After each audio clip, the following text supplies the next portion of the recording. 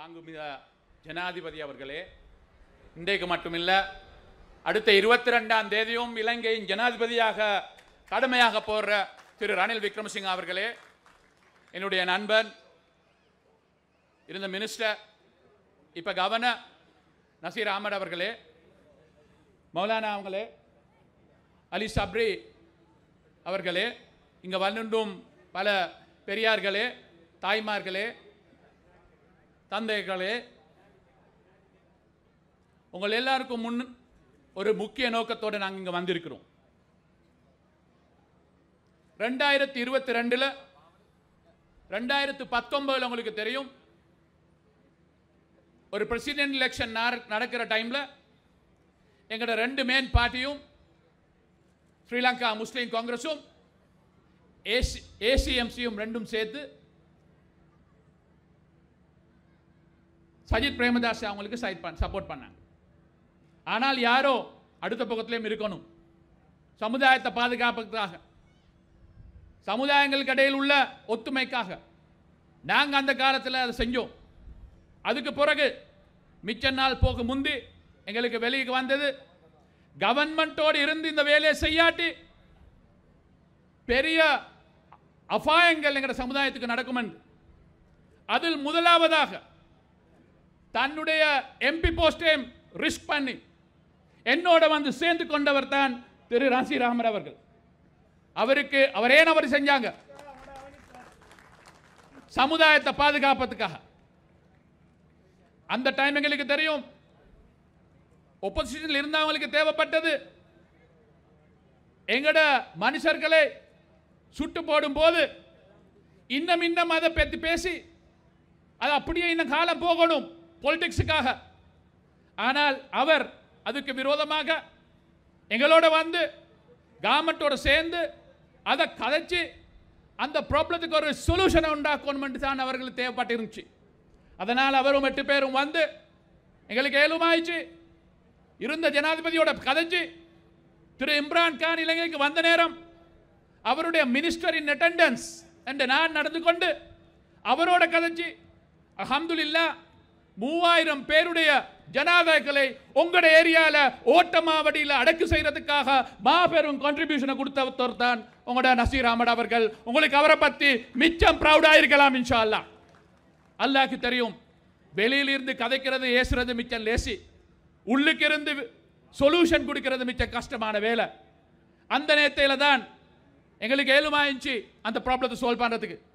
ஆனால் 2022 பிப்ரவரி மார்ச்லைக்கு எங்களுடைய நாட்டில் பெருமொரு இக்கட்டான நிலைமை வந்துச்சு.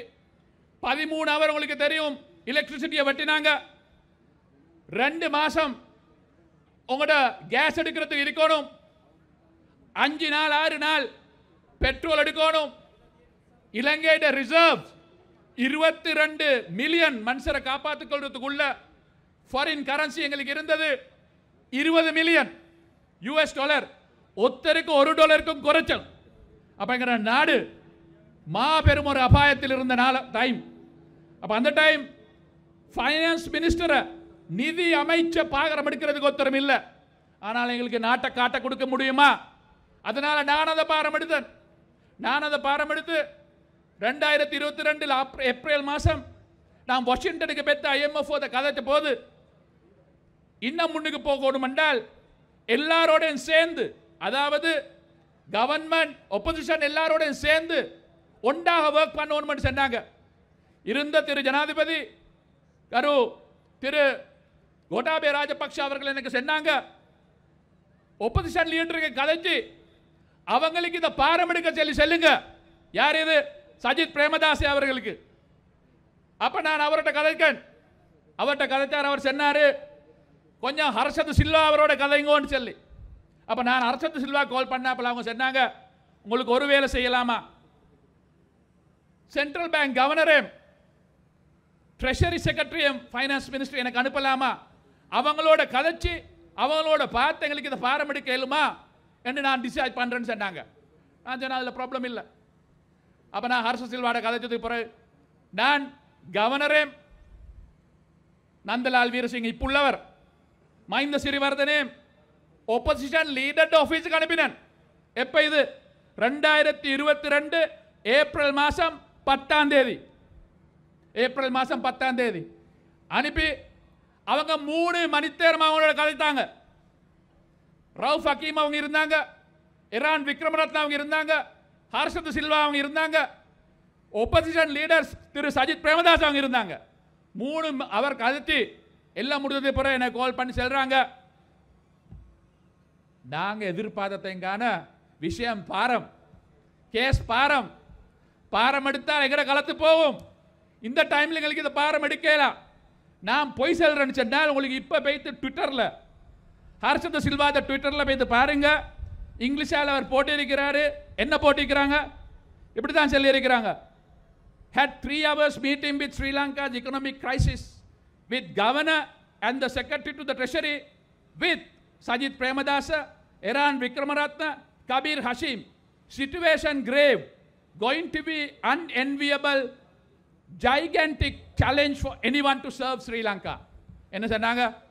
இது எங்களுக்கு பாரமெடுக்க வேண்டியது இல்லை. யாரோ இதுக்கு கையடிக்கிறாங்களோ அவங்களுக்கு அல்லாட காவல். we will wish them good and கைவிட்டு ஓடினாங்க. அப்ப அவங்களுக்கு என்ன தேவை இருந்துச்சு? நாடு என்ன நடந்தாலும் காரியம் இல்லை, நாடு நாசமாய் போனாலும் காரியம் இல்லை, தான் பவருக்கு வரணும். அந்த நேரத்தில் எங்களுடைய மாண்புமிகு ஜனாதிபதி அவர்கள், அதுக்காகத்தான் நான் அவரை சப்போர்ட் பண்றேன். வேற ஒருத்தரும் பாரமெடுக்கலாண்டத பயம் இல்லாம துணிச்சலோட தைரியத்தோட பாரம் எடுத்தாரு, தைரியத்தோட பாரம் எடுத்தாரு. அதுதான் லீடர்ஷிப் குவாலிட்டி. அந்த பாரம் எடுத்து 2 வருஷத்துக்கு முறை 6 மாசத்துல நாங்க எலக்ட்ரிசிட்டி கட்டிங் அப்படியே இல்லாமக்கி போட்டோம், பெட்ரோல் கியூ இல்லாமக்கினோம், கேஸ் கியூ இல்லாமக்கினோம், மருந்து எல்லாத்தையும் எடுத்து கொடுத்தோம். உங்களுக்கு தேவையான அத்தனை போரே ஃபர்டிலைசரை கொண்டு தந்தோம். 2500 எடுத்து அவங்களுக்கு அஸ்வத்துக்கு மேல 7500 கொடுத்து 3 கணக்காக கூடி தடுத்திருக்கிறோம். இலங்கையில் மாபெரும் ஒரு மாற்றத்தை 2 வருஷத்துல மாத்தின ஜனாதிபதி அவர்களுக்கு நாங்க மீண்டும் ஓட் கொடுக்க தேவையா இல்லையா என்ற क्वेश्चन உங்கள்ட்ட இருக்குது. அதனால முஸ்லிம் சமுதாயம் எதனாலும் முதலாவதாக நாட்டை பற்றி சிந்திச்ச சமுதாயம், முஸ்லிம் சமுதாயம் எதனாலும் நாட்டோடு இருந்த சமுதாயம். இந்த நாட்டை மீண்டும் கட்டி எழுப்ப வேண்டும் என்றால் ஒரு காவல்ல 2 தொருக்கா இலங்கை நாட்டை திருப்பி எடுத்த 1999 2022 ரிசெஷன்ல இந்த நாட்டை கட்டி எழுப்பி குரோத்துக்கு கொண்டு போன எங்கட ஜனாதிபதி அவர்களுக்கு இந்த டைம்ல அவருக்கு கொடுக்கிறதா? அப்படி இல்லாம வேறொருத்தருக்கும் அந்த டைம் இதை பாரம் எடுக்கலாதவங்களுக்கு கொடுத்து மீண்டும் நாங்க ஆராய்ச்சி செய்யறதா, எக்ஸ்பெரிமெண்ட் பண்றதா என்ற क्वेश्चन தான் எங்களுக்கு இருக்குது. நேற்று நான் கண்டன் ஒரு பார்ட்டி உங்களோட ஏசிஎம்சியில் சொல்றாங்க, அவங்க ஒப்போசிஷன் லீடரோட சைன் பண்ணிக்கிறாமா ஒரு அக்ரிமெண்ட். அதுல முதலாவது ரிக்வயர்மெண்ட் வந்து பாலஸ்தீனை நாங்கள் ஏற்றுக்கொள்ளணுமா. பாலஸ்தீனை நாங்கள் ஏற்றுக்கொண்ட 1988 நாங்கள் பாலஸ்தீனை ஏற்றுக்கொண்டு ஒழிச்சு இப்போ ஏற்றுக்கொள்ள போகிறாங்களாம். அவங்க என்ன தலையில்லாத கதை, பொய்.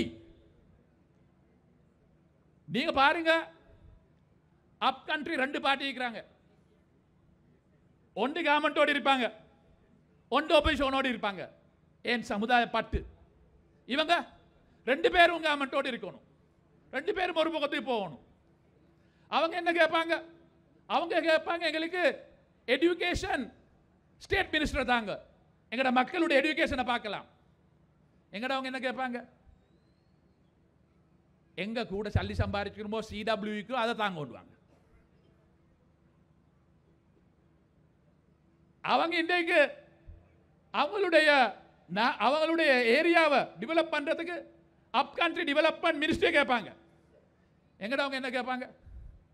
மினரல் சாண்ட் இருக்கிறது தாங்கோ, சிடபிள்யூ இருக்கிறது தாங்கோ. உங்களோட இறக்கத்துக்கா அவங்களோட இறக்கத்துக்கா? நீ எந்த நாளும் இந்த ஜாதி மத குலம் என்று சொல்லி எங்களுக்கு எந்த நாளும் இது செய்யலாது. நாங்க மேன் பார்ட்டியோட சேர்ந்து திரு ரணில் விக்ரமசிங்க அவங்களோட சேர்ந்து இந்த நாட்டை கட்டி எழுப்பிறதுக்காக எல்லோரும் சேர்ந்து அவருக்கு வாக்கு போடுவோம் சொல்லி கேட்டுக்கொண்டு அதோட மிச்சம் வேற நேட்டம் இல்லாம நான் உங்களோட கேட்கிற ஒரே ஒரு விஷயம் தான். லாஸ்ட் 2 இயர்ல இன்டர்நேஷனலி முஸ்லிம் ஊர்களை தவறினால் பலஸ்தீன மக்களுக்காக ஆக பெரிய குரல் கொடுத்த ஒரு கண்ட்ரி எங்கட நாடு என்றத நான் மிச்சம் பெருமையோடு சொல்றேன்.